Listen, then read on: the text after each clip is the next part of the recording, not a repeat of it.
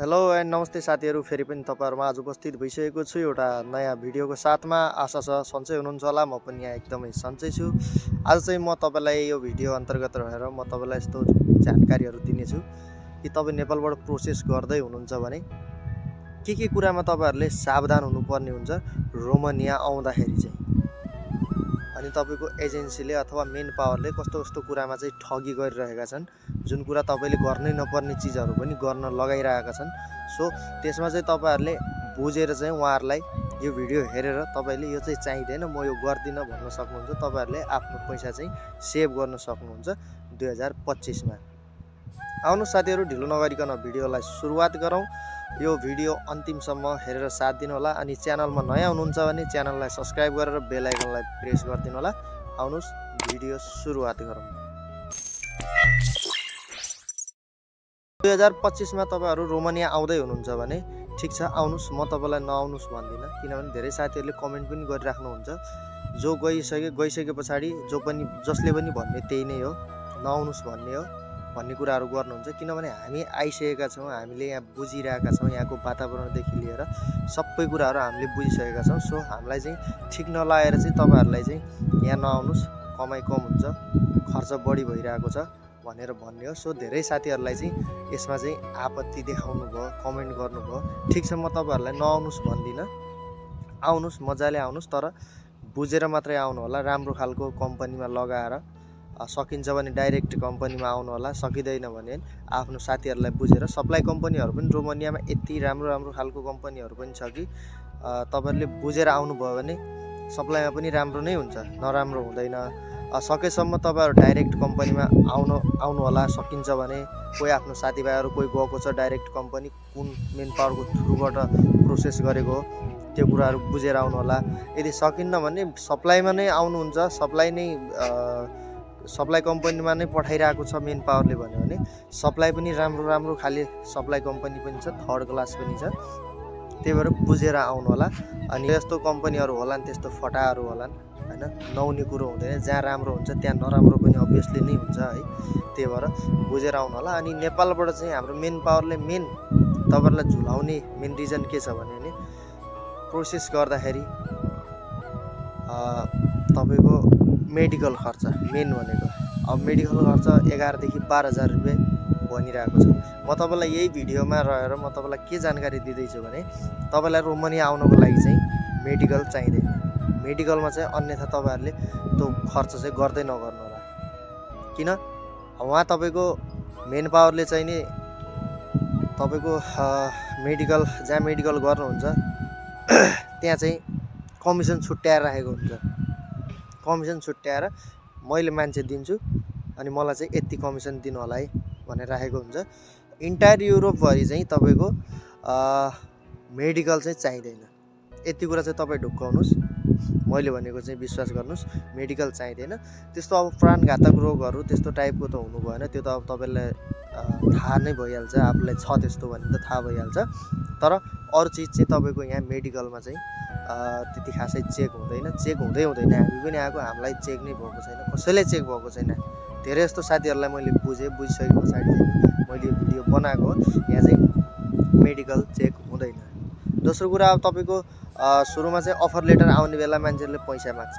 यहाँ रोमानियामा offer letter दिने भनेको लगभग तपाईको 1 या 2% कम्पनीहरुले मात्रै अफर लेटर दिन्छ। जुन जेन्युइन कम्पनीहरु हो उनीहरुले मात्रै अफर लेटर दिने हो। बाँकी तपाईहरुबाट पैसा निकाल्नको लागि चाहिँ मेन पावरले चाहिँ नि अफर लेटर आयो पैसा दिनुस् भनेर भन्छ।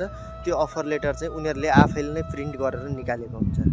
यति कुरा भन्नु। जुन तपाईको मेन कम्पनीले निकालेर दिएको अफर लेटर हुन्छ त्यसमा चाहिँ कम्पनीको ओरिजिनल स्ट्याम्प सहित त्यसको अनि पीडीएफ बनाएर चाहिँ पठाएको हुन्छ, त्यस्तो खालको हुन्छ। तर अहिले हाल चाहिँ नेपालमा के गरिराख्नु भएको छ मेन पावर कम्पनी वालाहरुले भने पैसा उठाउनको लागि चाहिँ नि आफैले अफर लेटर बनाएर अनि तपाईहरुलाई दिइराको हुन्छ। सो त्यो अफर लेटर चाहिँ तपाईले पाउनु भयो भने कृपया त्यो अफर लेटर चाहिँ एकचोटी चेक गर्न नबिर्सिनु होला। त्यति खासै जरुरी त छैन अफर लेटर, तैपनि त्यसमा चाहिँ अब सम्पूर्ण डिटेलहरु हुन्छ, आफूले चेक गर्न मिल्छ। त्यसमा चाहिँ गएर क्रोम ब्राउजरमा गएर तपाईले त्यसमा चाहिँ कम्पनीको नाम हानेर कुन ठाउँमा छ के छ, अनि त्यसको एउटा कोड हुन्छ कम्पनीको, त्यो कोड र अनि त्यताको कोड अफर लेटरको कोडहरू म्याच गर्यो कि गरेन त्यो कुरा पनि तपाईँहरूले त्यसमा चेक गर्न सक्नुहुन्छ। किनभने अधिकांश अहिले नेपालको मेन पावरहरूले ठगी धन्दा त्यसैबाट गरिरहेको छ। अफर लेटर आयो यति पैसा चाहियो, वर्क पर्मिट आयो यति पैसा चाहियो भन्दै लुटिरहेको छ। किनभने अहिले हाल रोमानियामा खासै कमाइ छैन साथीहरू, त्यही भएर विचार गरेर मात्रै आउनु होला। धेरै साथीहरूका पैसा डुबेका पनि छन्, धेरै साथीहरू रोइरहेका छन्। अब कसरी तिर्ने त, पैसा हुँदैन, पैसा नभइसकेपछि ऋण गर्नु पऱ्यो, ऋण निकाल्नु पऱ्यो, त्यो ऋण निकालिसके पछाडि त्यो तिर्नै पऱ्यो। अब यहाँ आउँदासम्म तपाईँको प्रोसेस हुँदासम्म लगभग 1-1.5 वर्ष पुगिसकेको हुन्छ। धेरै साथीहरू म बस्ने कम्पनीमा पनि धेरै साथीहरूको 1.5 वर्ष 2 वर्षमा बल्ल पुगेको भन्ने। त्यो 2 वर्षसम्म त्यसको अब ब्याज कति हुन्छ त? बिना ब्याजको पैसा त कसैले पनि दिँदैन, मेन पावरले काम गरिदिँदैन हो। त्यही भएर चाहिँ तपाईँहरूले पहिले नै मेन पावरसँग क्लियर कुरा गरेर ल ठिक छ म यति पैसा दिन्छु, कति महिनाभित्र उडाउँछस् मलाई चाहिँ एक्ज्याक्ट टाइम बता भनेर चाहिँ पहिले क्लियर गर्ने। किन डराउने है? गएर मेन पावरमा तपाईँले डाइरेक्ट कुरो गर्ने, डराउनु पर्दैन। किन पैसा तिरेर गइरहेको, फ्रीमा उसले पनि पठाइरहेको होइन। सो एक्ज्याक्ट टाइम अनि तपाईँको कति पैसा लाग्छ, 7 देखि 8सम्म भने ठिकै हो अहिलेको रेट। त्यहाँभन्दा माथि माग्छ भने नदिनु होला। यहाँ मेन पावरको कमी छैन अहिले नेपालमा, यति मेन पावर छन् यति मेन पावर छन् कि कुरै छोडिदिनुहोस्। त्यही भएर तपाईँहरू यो चिजमा चाहिँ सचेत रहनु होला। सहज भएर कुरो बुझेर साथीभाइहरूलाई फोन गरेर बल्ल त्यस पछाडि मात्रै तपाईँहरूले अप्लाई गर्नु होला, होइन भने एकदमै धोका पाइन्छ। अब ल आइसक्नुभयो ठिक छ, रोमानिया आएर यहीँ बसेर तपाईँहरू कमाउला जमाउला सेटल हुम्ला भनेर नसोच्नु होला। मैले पछिल्लो भिडियोहरूमा पनि मैले यस्तै कुराहरू गरिरहेको हुन्छु। किनभने यहाँको इन्कमले चाहिँ यहाँको कमाइले चाहिँ तपाईँहरू चाहिँ सेटल हुन्छु भनेर नसोच्दा पनि हुन्छ। किनभने यहाँ इन्कम खासै छैन, इन्कम घट्दै आइरहेको छ नेपालीहरू अथवा श्रीलङ्कनहरू इन्डियनहरू भरिँदै आएका छन्। त्यत्रो मान्छे भरिसके पछाडि अब तपाईँहरूले चाहिँ नि यहाँ अब जब भ्याकेन्सीहरू पनि कम हुँदै गइरहेको छ। सो त्यही भएर मैले तपाईँलाई प्रत्येक भिडियोमा भन्ने गर्छु बुझेर मात्रै आउनु। किनभने यहाँ मैले यति साथीहरू देखेको छु यति पीडामा छन्, यति दुःखमा छन्।